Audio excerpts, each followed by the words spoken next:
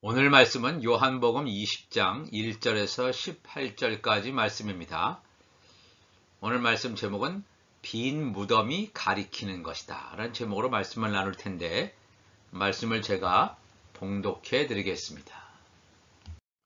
안식 후 첫날 일찍이 아직 어두울 때에 막달라 마리아가 무덤에 와서 돌이 무덤에서 옮겨진 것을 보고 시몬 베드로와 예수께서 사랑하시던 그 다른 제자에게 달려가서 말하되 사람들이 주님을 무덤에서 가져다가 어디 두었는지 우리가 알지 못하겠다 하니 베드로와 그 다른 제자가 나가서 무덤으로 갈새 둘이 같이 다름질하더니 그 다른 제자가 베드로보다 더 빨리 달려가서 먼저 무덤에 이르러 구부려 세마포 놓인 것을 보았으나 들어가지는 아니하였더니 시몬 베드로는 따라와서 무덤에 들어가 보니 세마포가 놓였고 또 머리를 쌌던 수건은 세마포와 함께 놓이지 않고 딴 곳에 쌌던 대로 놓여 있더라.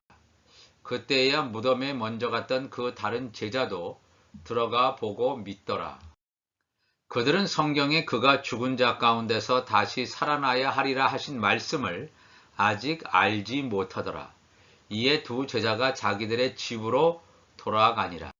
마리아는 무덤 밖에 서서 울고 있더니 울면서 구부려 무덤 안을 들여다보니 흰옷 입은 두 천사가 예수의 시체에 뉘었던 곳에 하나는 머리편에 하나는 발편에 앉았더라.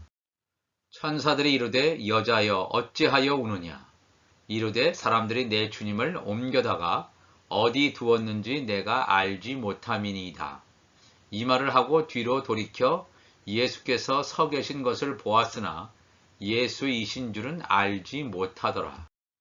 예수께서 이르시되 여자여 어찌하여 울며 누구를 찾느냐 하시니 마리아는 그가 동산지기인 줄 알고 이르되 주여 당신이 옮겼거든 어디 두었는지 내게 이루소서. 그리하면 내가 가져가리이다. 예수께서 마리아야 하시거늘 마리아가 돌이켜 히브리 말로 라보니 하니 이는 선생님이라는 말이라. 예수께서 이르시되 나를 붙들지 말라. 내가 아직 아버지께로 올라가지 아니하였노라. 너는 내 형제들에게 가서 이르되 내가 내 아버지 곧 너희 아버지 내 하나님 곧 너희 하나님께로 올라간다 하라 하시니 막달라 마리아가 가서 제자들에게 내가 주를 보았다 하고 또 주께서 자기에게 이렇게 말씀하셨다 이르니라. 아멘. 오늘은 역사적으로 최고의 날입니다. 인류 역사의 최대의 난제인 죽음의 문제가 해결된 날이기 때문입니다. 영어로 이스터라고 하는 이 무의미한 말로 포장되어 이날의 중요성이 갈수록 퇴색되어 그냥 사람들이 휴식하는 날로 그 의미를 잃어가는 이때에 우리는 정확하게 2000년 전 오늘 무슨 일이 있었는지를 되짚어 보아야 합니다. 오늘은 막달라 마리아라는 한 여인의 렌즈를 통해서 부활의 아침을 들여다보려고 합니다. 예수님의 제자들 뿐만 아니라 적어도 예수님의 곁을 지키고 있었던 제자들과 또 비슷한 부류의 사람들은 예수님의 생전에 예수님의 십자가 죽음과 부활에 대한 이야기를 적어도 몇 번은 들었습니다. 마가복음 16장 1절 보면 안식일이 지나매 막달라 마리아와 야고보의 어머니 마리아와 또 살로메가 가서 예수께 바르기 위하여 향품을 사다 두었다가 예수님이 부활하시기 전에 예수님의 시신에 기름을 바르기 위해서 향품을 사다 둔 마리아, 막달라 마리아의 이름이 나옵니다. 또 마가복음 16장 9절에 예수께서 안식 후 첫날 이른 아침에 살아나신 후에 전에 7 귀신을 쫓아내어 주신 막달라 마리아에게 먼저 보이시니 예수님의 제자들보다 먼저 이 막달라 마리아에게 부활하신 예수님께서 최초로 나타나신 것을 성경은 증거하고 있습니다. 이 막달라 마리아는 여인은 7 귀신이 들렸다가 예수님께서 귀신들을 내쫓아 주신 바로 그 당사자였습니다. 사단의 종으로 사탄에게 완전히 묶여서 매어 있던 이 여인을 예수님께서 치유하신 사건, 하나님 나라의 자녀로 삼아주신 이 놀라운 경험을 한 여인이 바로 이 막달라 마리아입니다. 예수님께서 십자가에 죽으신 후에 예수님의 시신에 기름을 바르기 위해서 향품을 준비했던 여인 이 막달라 마리아. 분명히 예수님으로부터 죽은 지 사흘 후에 부활할 것이라는 이야기를 마리아는 들었을 것입니다. 그렇기 때문에 사흘째 되던 날 이른 새벽에 예수님이 묻혀 있었던 무덤에 오게 됩니다. 마태복음 28장 1절에 안식일이 다 지나가고 부활의 아침이죠. 안식 후 첫날이 되려는 새벽에 막달라 마리아와 다른 마리아가 무덤을 보려고 갔더니 큰 지진이 나며 주의 천사가 하늘로부터 내려와 돌을 굴려내고 그 위에 앉았다 그랬습니다. 우리가 이 기록을 보면 이 부활의 아침에 어떠한 일이 일어났나 하는 것을 알 수 있습니다. 예수님이 십자가에 못 박혀 돌아가실 때도 큰 지진이 일어났습니다. 예수님이 부활하신 아침에도 지진이 났습니다. 부활하신 아침에 난 지진은 천사들이 하늘로부터 내려와서 무덤 앞을 막고 있던, 가로막고 있던 큰 무덤의 돌문을 굴려내는 이런 엄청난 일이 있었음을 성경은 기록하고 있습니다. 마가복음 16장 3절에 이 16장 1절 우리가 읽었지 않습니까? 막달라 마리아, 야고보의 어머니 마리아, 또 이 살로메가 가서 예수께 바르기 위하여 향품을 사다 두었다가 안식 후 첫날 매우 일찍이 해돋을 때에 그 무덤으로 가며 서로 말하되 누가 우리를 위하여 무덤문에서 돌을 굴려주리요. 이렇게 고민하면서 예수님이 부활하신 아침에 예수님의 무덤을 찾아가는데 천사들이 와서 이미 돌문을 다 굴려 놓았던 사실을 알게 됩니다. 이 놀라운 부활의 아침을 우리가 보면서 하나님께서 하시는 것을 우리가 보게 됩니다. 마가복음의 기록에 의하면 이 마리아는 유대 종교 지도자들이 배치한 군인들이 있는 육중한 돌 무덤의 문을 어떻게 열지 고민하며 이 무덤을 향해서 가고 있었다는 것을 우리가 알 수 있습니다. 그러나 그 장소에 도착하자 예상과는 달리 이미 돌 무덤의 문은 천사들에 의해서 열려져 있었습니다. 마태복음은 천사들이 그 문을 열었다고 기록하고 있지 않습니까?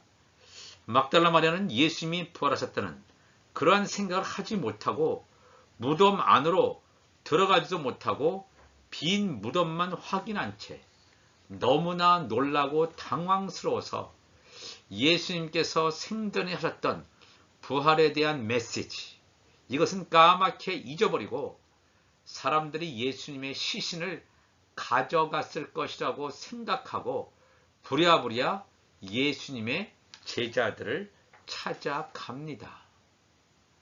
마리아를 만났던 베드로와 또 예수님이 사랑하셨던 제자인 사도 요한은 마리아로부터 놀라운 소식을 접하게 됩니다.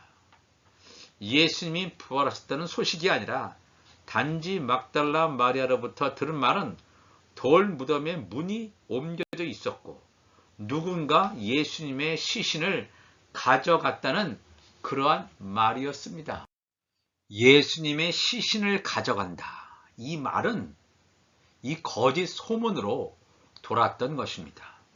마태복음 27장 60절 보면 그 이튿날은 준비일 다음 날이라. 예수님을 십자가에 못 박아 놓고 예수님이 생전에 하셨던 사흘 후에 내가 다시 살아날 것이다.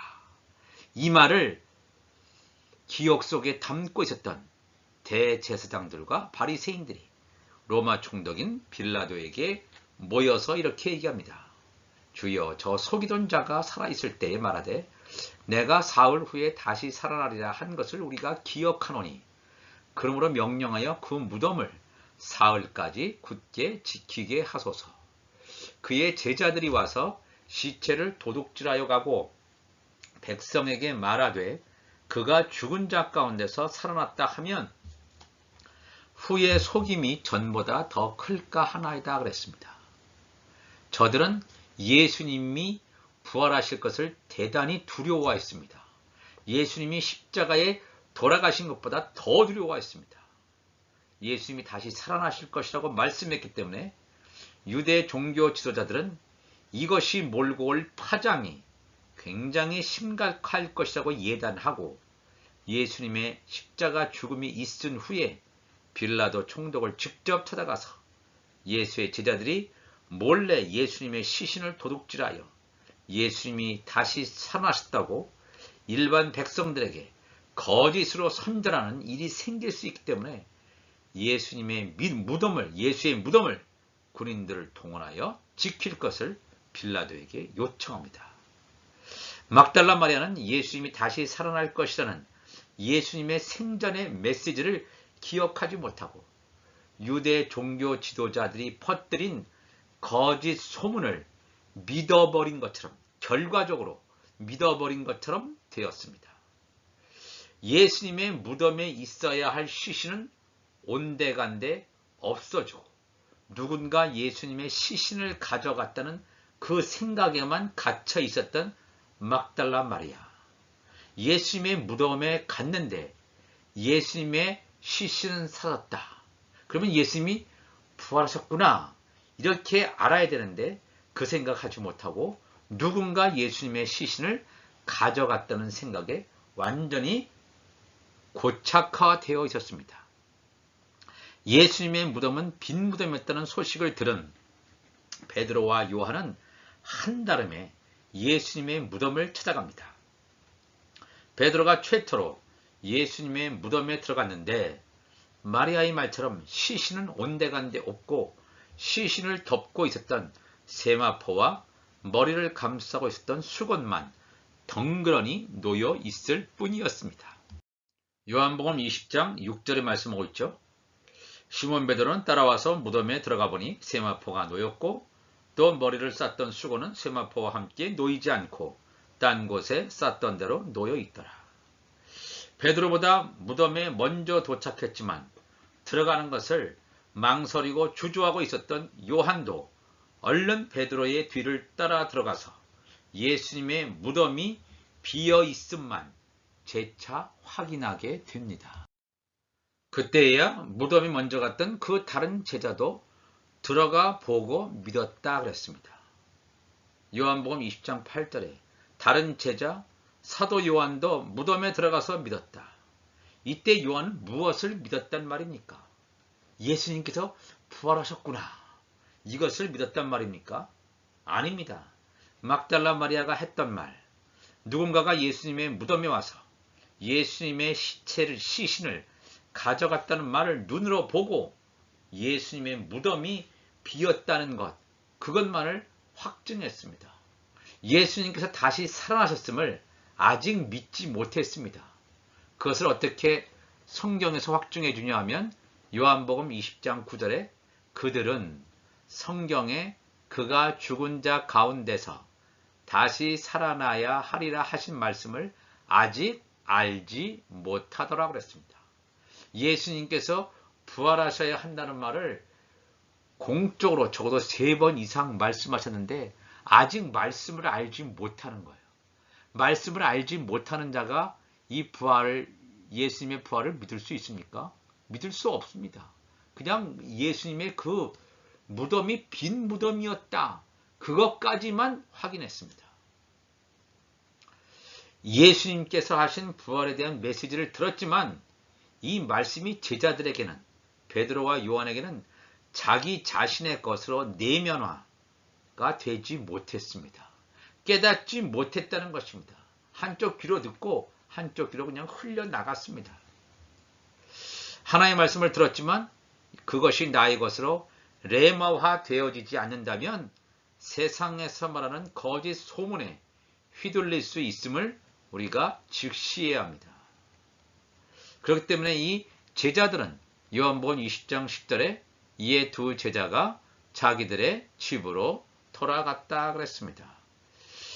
예수님의 빈 무덤이 이상하다는 듯 교회 고개를 갸우뚱하면서 그냥 집으로 돌아가 버리고 말았습니다. 그러나 이 막달라 마리아는 무덤 밖에 서서 울고 계속해서 궁금증이 있습니다. 이 빈 무덤은 무슨 의미가 있을까? 무덤 안을 들여다보면서 답답하면서 그 답답한 심정을 달랠 길 없어서 무덤 안을 힐끗 보면서 울고 있는 이런 이 마리아의 모습을 보게 됩니다. 이때 마리아는 두 명의 천사들과 대면하게 되는데 마리아가 천사들을 보고 얼마나 놀랐겠습니까? 그러나 천사들을 대면했다는 그 놀라움보다 예수님의 시신은 어디 있을까 하는 그 염려, 궁금증이 훨씬 더 컸으므로 천사들과의 대화를 이어갑니다. 예수님의 무덤을 지키던 사람들은 천사들을 보고 거의 죽은 것처럼 되었다고 성경은 기록까지 하고 있습니다. 예수님의 무덤을 지키던 자, 이 천사들을 보고 형상이 번개 같고 그 옷은 눈같이 희건을 지키던 자들이 그를 무서워하여 떨며 죽은 사람과 같이 되었다 그랬습니다. 하늘에서 내려온 천사를 보고 이 무덤을 지키고 있던 자들은 죽은 사람 같이 되었는데 막달라 마리아는 천사들을 보고 물론 놀랬겠지만 죽은 사람 같이 되지는 않았습니다. 천사하고 대화까지 하지요. 그렇지만 마리아는 여전히 예수님께서 생전에 하신 말씀을 기억해내는 단계까지는 가지 못합니다. 누군가가 예수님의 시신을 가져갔다는 생각에 계속해서 사로잡혀 있었습니다. 요한복음 20장 12절 보니까 흰옷 입은 두 천사가 예수의 시체에 누웠던 곳에 하나는 머리편에 하나는 발편에 앉았더라.